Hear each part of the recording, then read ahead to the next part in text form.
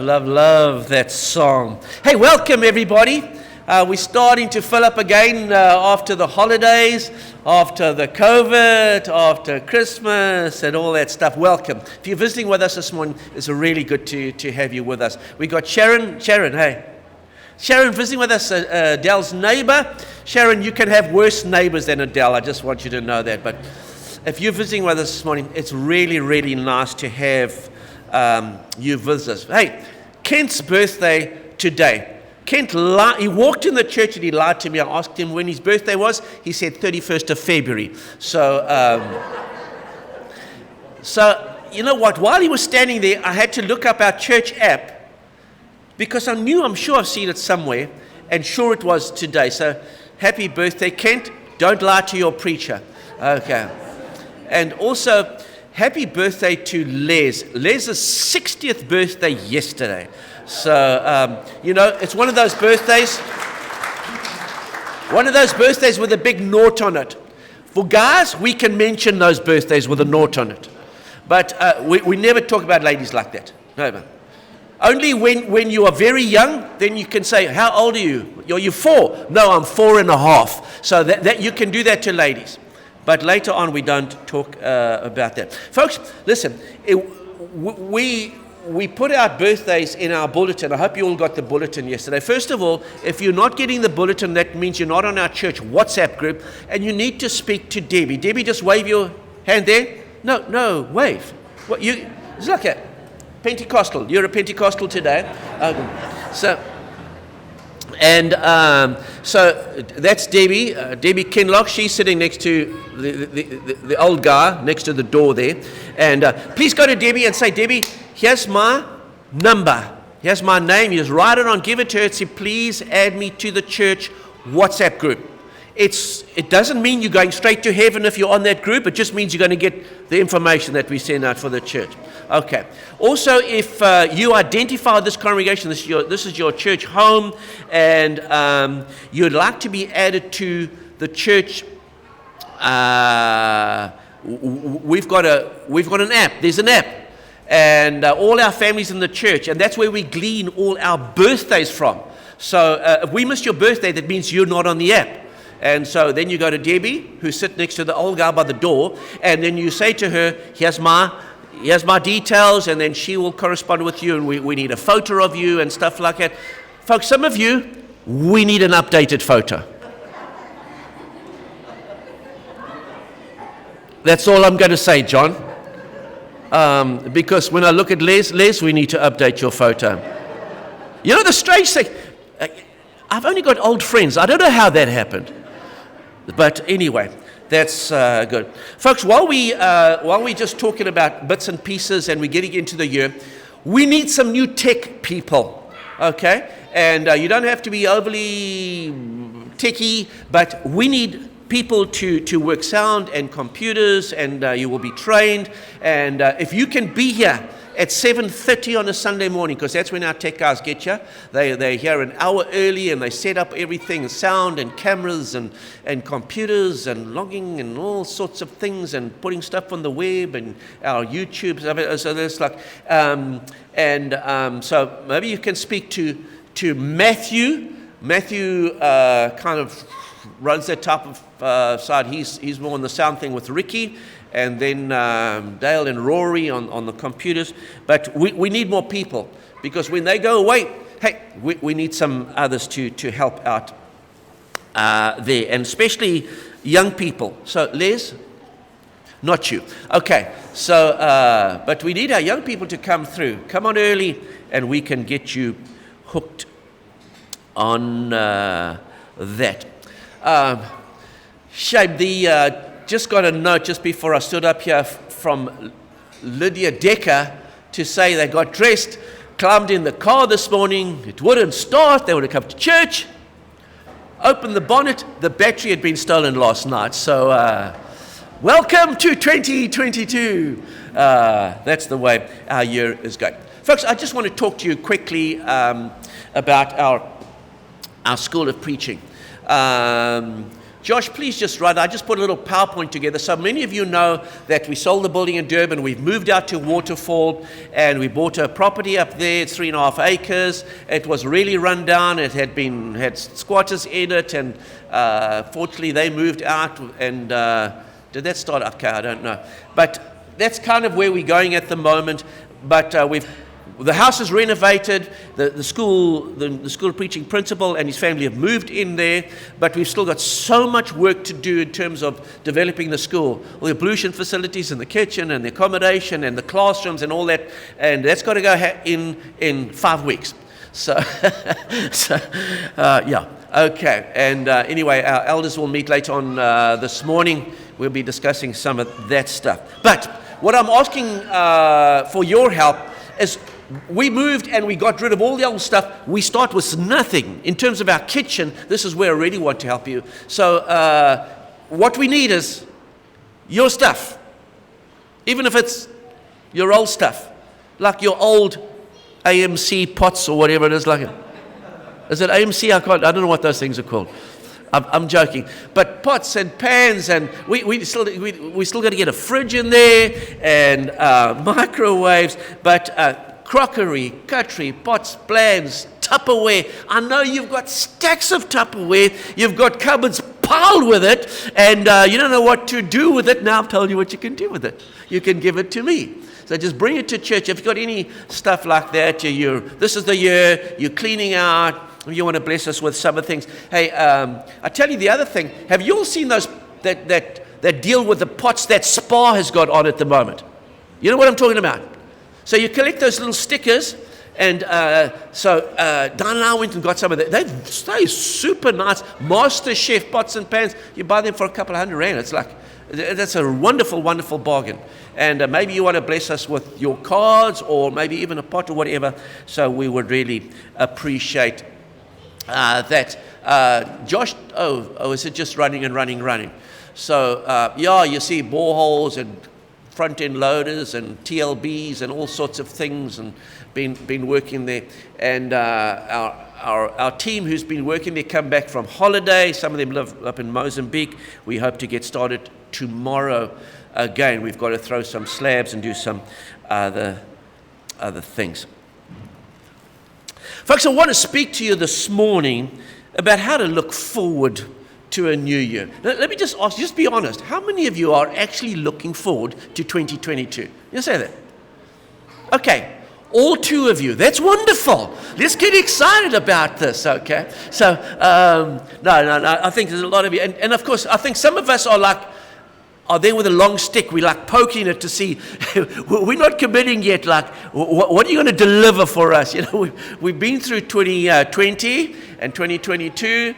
But, man, I'm an eternal optimist.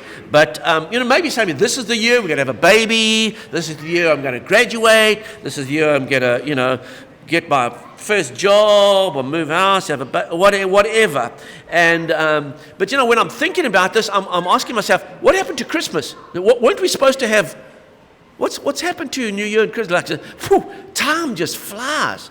And so we really need to just have our heads in the game and say, listen, we're in a new year, and it's just a calendar thing, but I tell you what, it's a wonderful thing for the head if you can say, we're going to take this year by the horns and we're going to live it to the glory of God. Let me tell you what God says you can look forward to. About Romans chapter 5 and verse 2, and we're reading from the Living Bible, which is a paraphrase. He said, for because of our faith,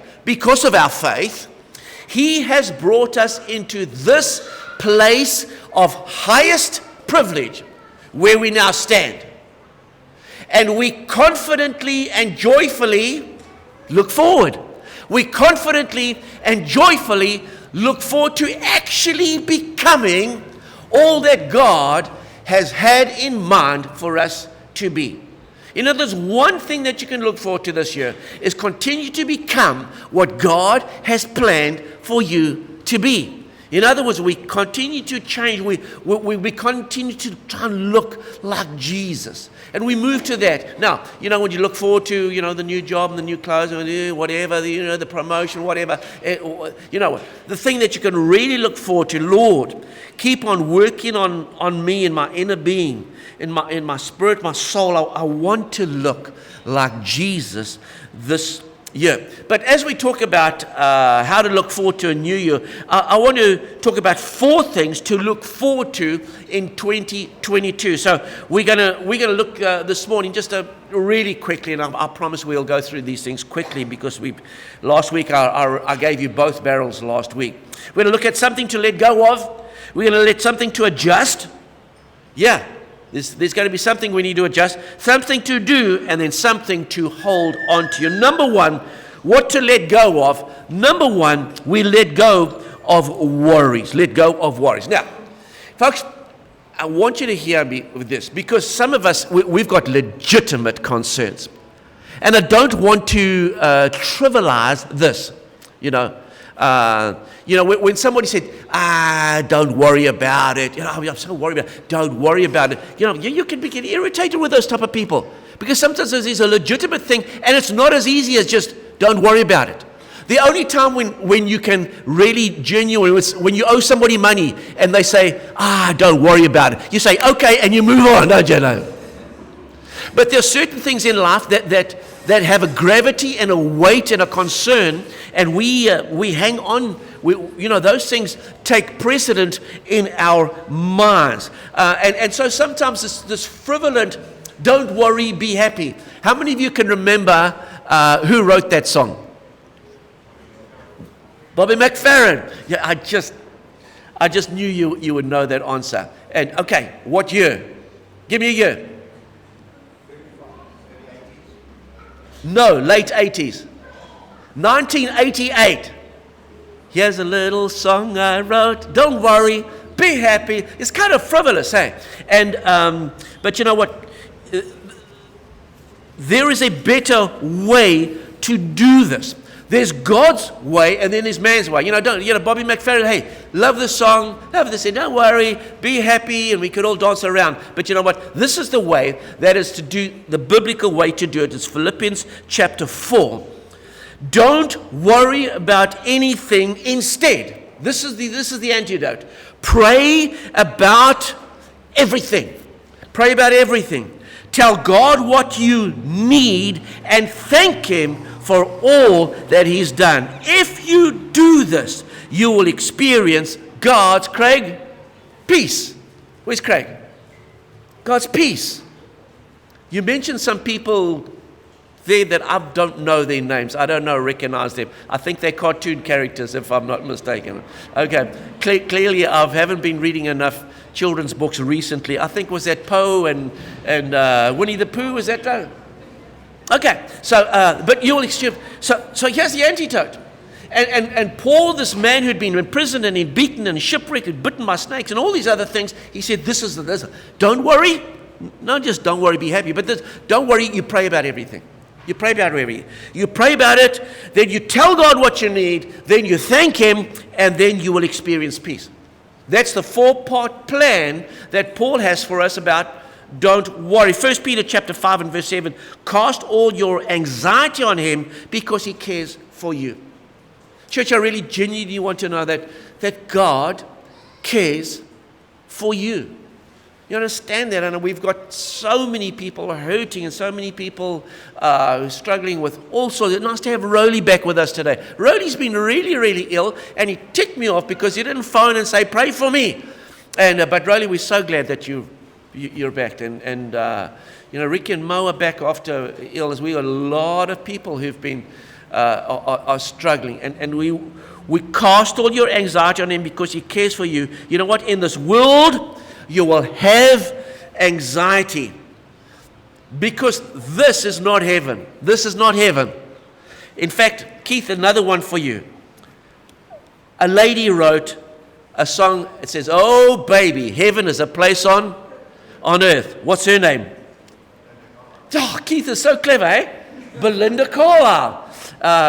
When we go to these quiz shows, you're coming sitting on my on my good ear. Anyway, so Belinda Carlisle, no. Oh, baby, heaven's not a place on earth. And Jesus, in this world, you will have struggles, but you take those struggles and you pray about them, and you tell God what you need, and then you thank Him, and then you experience the peace that you've got. Matthew chapter 6 and verse 28. And why do you worry about your clothes? Look at the lilies of the field, how they grow. They don't worry or make their clothes, and yet Solomon in all his glory was not dressed as beautifully as they are. And if God cares so wonderfully about the flowers that are here today and gone tomorrow, won't He more surely care about you? Folks, it's really about perspective. And here's what we can look forward to. God is going to take care of His children that honor Him, who love Him, and those who pray to Him. God, listen, by the way, God knows what you want before you even pray about it. But just like any parent, He wants you to ask and ask in faith. Number two, the second thing to do is to adjust your expectations. To adjust your expectations. Some of us, you've heard it. Boy, this year I'll be so happy if this happens and that happens and that happens. But you know what? I'm going to be devastated if this doesn't happen. That doesn't. Well, we've got to adjust our expectations, because not everything works out like we think. Proverbs chapter 4 and verse 23. Be careful what you think, because your thoughts run your life. Your thoughts run your life. And if you have expectations about how everything will work out, and you've declared it with your mouth, if it doesn't work like this, I'm going to be devastated. Well, you're in for a rough ride, because life, as we found out, it doesn't always work like we want it to. You've already understood about these expectations already this Christmas. For those of you, maybe your parents or grandparents, you bought your children, your son, your daughter, a toy. But it has to be put together, and on the box it says easy installation. And then you reckon this is like it's a 5 or 10 minute job, John. And then like after 12 hours, you reckon this is a toy from Satan. It was boxed in hell. The Chinese even got the spelling wrong in the instructions, and you know what? Your expectations are shot to pieces. You're so frustrated. You don't know what to do. So you actually sometimes you call a friend and you get some help. You go, Cody, come help me. We need an engineer here to put these toys together. You're so unbelievably frustrated. You're pulling your hair out, and I tell you what, it's still Christmas Day, although it's at like 11:30 at night time. So we've got to be careful of our expectations here. Otherwise, we can be devastated if we've got wrong expectations. And, when this happens when I play golf. And that's why I believe golf is a game for the intellectually challenged, because it can really make you feel so miserable. But the problem is with golf, you hit one good shot and it makes you come back the next time, And we have these expectations. So I really am saying, if you want to have a great year, be careful of the expectation. Set the bar high. But if you don't reach it, that's okay. We'll just keep trying again. Philippians chapter 4 and verse 8. Fix your thoughts. Fix your thoughts on what is good and true and right. Think about the things that are pure and lovely, and dwell on the fine, good things in others. Look for the good things in others, because I tell you what, all of us have got bad, and if you dwell on the bad things, you're going to be miserable. Think about all that you can praise God for and be glad about it. Whatever is good, whatever is honorable, whatever is right, whatever is pure, whatever is lovely, whatever is of good report, those are the things to think about. Those are the things to think about. And so we expect the best out of our lives, and we expect the best out of others this year. If things don't work out that way, we just keep on expecting, because God, we know that God works for the good, doesn't it? Isn't that what the Roman tells us? That all things work together for the good, for those that love God. Not all things are good. Not all things are good. But all things work out together. The third thing, and our penultimate one this morning, the third thing to do, to look forward to in a new year is this. We take a step of faith. We step out in faith. You know, if you want to look forward to a new year, faith has to be a part of the paradigm. Faith has to be part of your box of tricks. It has to be part of your toolbox. It has to be there all day long, you know. And we do what we do, whether we're old or we're young. And let me tell you about being old and young. You know, I love this dynamic. Because as you get older, you kind of got to be careful you don't lose touch of technology, but sometimes we do. And so I read this morning, one of you maybe sent it to me. It's a WhatsApp. And it's a WhatsApp of this father who asked his daughter to pass him the phone book. And she mocked him and said he was such a dinosaur that he wanted a phone book. And she passed him her iPhone. Anyway, he said after that there was a dead spider and a broken iPhone, and his daughter was very upset. Okay, you can't kill spiders with phones, but you can with a phone book. So, you know, it's all about expectations, and we go and we trust God. Hebrews chapter 11, I love this passage.